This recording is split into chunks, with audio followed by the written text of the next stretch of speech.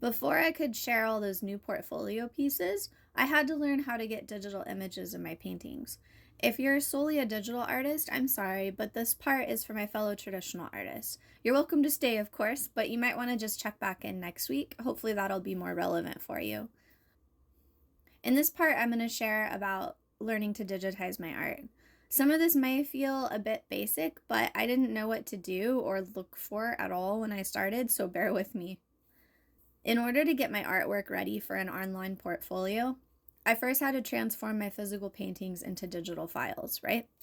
This can be done by photographing or by scanning. You need to make sure you're able to take a good photograph or scan of your work. When I first started out, I tried taking pictures with my phone. This was not for a book project, right? This was just for the portfolio pieces. I had to learn how to get the lighting right, and I got a stand to keep my phone from shaking. My paintings had curled up a bit, and I couldn't get them to lay flat. If you're having an issue with that and work in watercolor, I show how to flatten a wavy watercolor painting in a short video that I'll put in the description for you. If you work in another medium, research for what to do for that one specifically. I'm not sure. If you're going to print out your images for a physical portfolio, like for a conference, you'll probably need to get access to a nice camera like a DSLR or scan your work so the DPI is high enough to print well. My phone takes 72 DPI photos, but to print well, the images need to be 300 DPI. For just your online portfolio, a lower DPI is okay. Web images are usually 72. Of course, since my goal is to make art for books, I knew that eventually I would need to be able to have it printed out. So, with this and my atrocious photography skills in mind, I bought a scanner as soon as I could. I started with an Epson V39 scanner, and when I was able to, I switched to an Epson V600 scanner because it has a higher resolution capability, and I feel like the colors come out better as well. I'm still embarrassingly bad at photography, so I like how much easier it is to capture a clear and focused, well-lit image with my scanner, but I did have to learn digital color and contrast correction. Scanned art is usually really washed out, and you have to bring its vibrancy back digitally.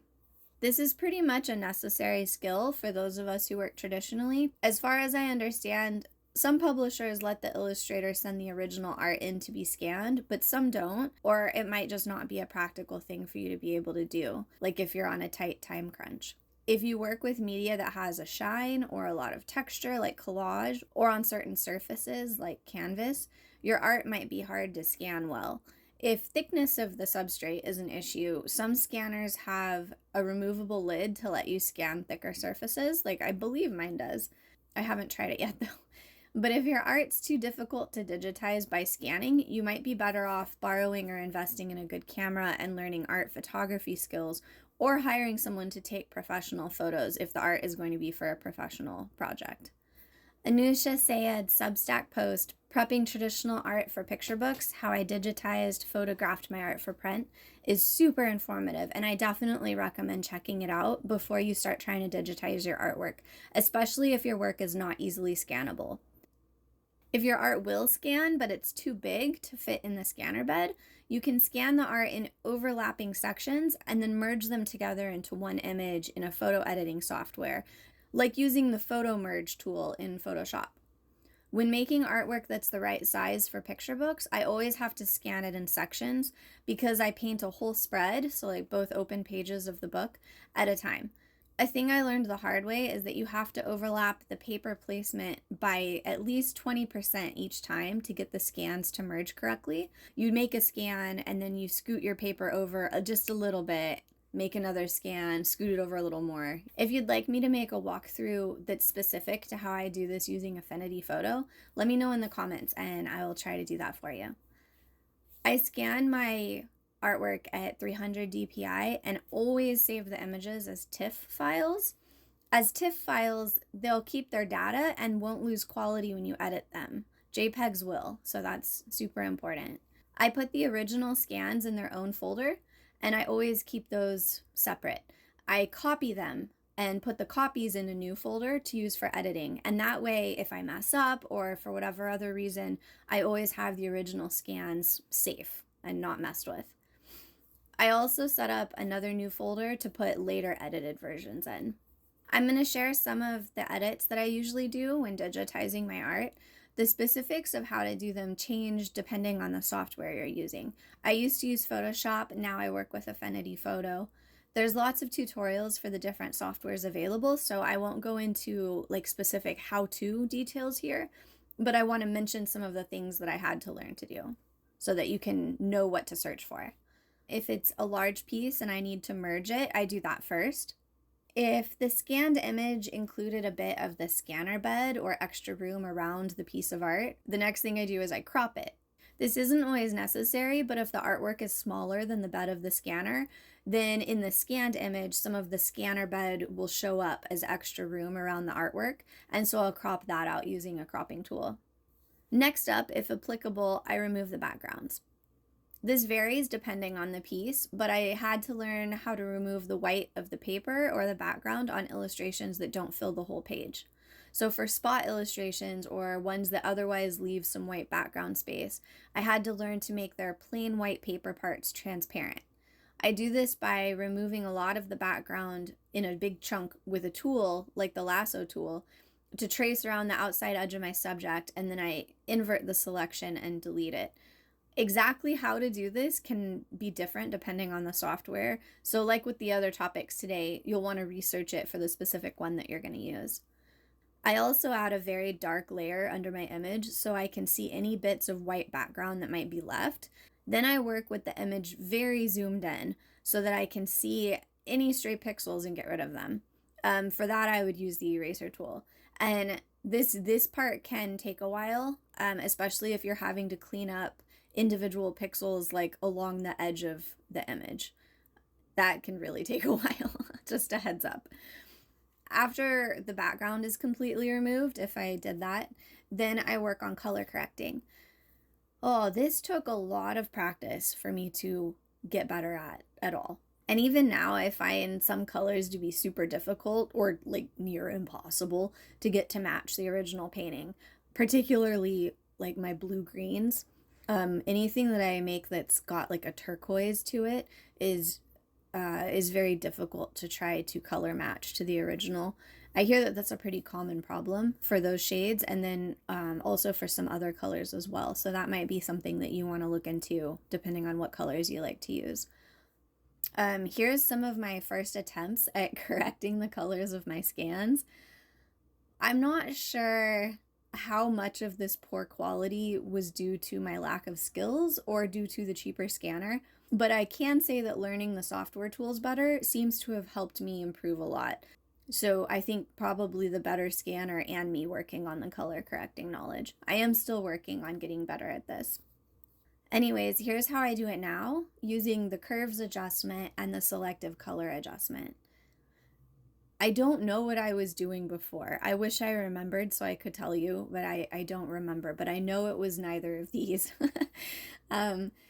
So after I have got it to look as close as I can get it to the original painting color-wise, it's time for me to clean up the image. To do this, I zoom way, way in, and I use the clone stamp tool usually to clean up any stray cat hairs or bits of dust or little specks of paint that aren't supposed to be somewhere. And it is amazing how much stuff can get stuck in a painting. And this process can take forever. So I just want to give you a heads up. This part can take a really long time, especially if you're working on a full image that covers the whole page. Once my image is finally all cleaned up, I save my working file with all of its layers intact. I don't compress it down, I don't flatten it. I keep all of its layers. And this way I can go back and make more changes easily if I need to. And then I also save as or export a copy as a TIFF file. And then after that, I usually make a new canvas with the dimensions that I'm going to need for the final art, including extra space on the edges for bleed if the art will be printed. Then I embed or place the edited TIFF that I just saved into the new canvas. I use guides with the snapping tool on, and those help line the image up where I want it on my new canvas. So like I did before, once my image is the correct final size, I save that working file with all its layers. This way I can go back and make more changes to it too if I need to. I also save as or export a copy of that final file as a TIFF file. I label every file and every folder clearly. This is annoying and it does take extra time, but being organized really, really helps save your sanity later on when you have 15 only slightly different versions of the same image and you have to find a specific one. I've done that the hard way too many times. Just take the time to label everything correctly and separate them out into, a bunch of different files and subfiles. Or what is that? Folders and subfolders. I know this might all sound kind of intense if you've never worked with a photo editing software before. It definitely did for me. But you'll be okay. I can't even count the number of software forum posts and 2-minute YouTube tutorials I've had to look up. Some of them over and over and over and over and over again. A lot of your time in the beginning will be spent just finding out how to do stuff and then finding it again the next week because you forgot how to do it. I recommend bookmarking helpful articles, conversations, tutorials, anything you find that helps to a bookmark folder just for that software. The learning curve can be pretty stressful for this, but once you get the basics figured out, it feels really freeing. When I was making a book for a client, my cat jumped on my work table, stepped in my palette of wet watercolor paint, looked at his paw, looked at me, and shook his paw right over my almost completely finished spread. I was so upset, but because I'd learned how to clean up my artwork digitally, in this case, I mostly used the spot healing tool and the clone stamp tool. I was able to make it look like that accident never happened, and I didn't have to redo all that work.